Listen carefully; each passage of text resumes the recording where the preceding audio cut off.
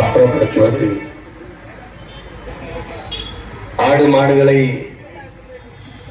மேய்க்கால் புறம்போக்கு என்று இருக்கிறது. மேய்ச்சல் நிலம் என்பது எல்லா நாடுகளிலும் இருக்கு, எல்லா மாநிலங்களிலும் இருக்கிறது. ஆனால் இந்த மேய்ச்சல் நிலங்களை எல்லாம் இந்த அதிகாரத்தில் போல் ஆக்கிரமித்துக் கொண்டு ஆடு மாடு வளர்க்கிற நம் தாய் தந்தையருக்கு, நம்முடைய அன்பு சொந்தங்களுக்கு மேய்ச்சல் நிலம் இல்லை.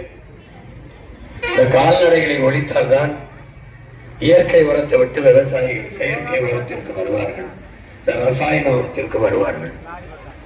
ஆடு மாடுகள் இருக்கிற வரை அவர்களுக்கு வறுமை போகாது, வறுமை வராது. அப்ப வறுமையை வர வைக்க வேண்டும் என்றால் ஆடு மாடுகளை, இந்த கால்நடை செல்வங்களை ஒழிக்க வேண்டும்.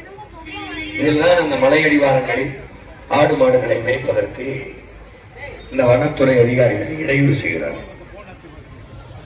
அதிகாரம் திட்டமிட்டதை செய்கிறது. அவர்கள்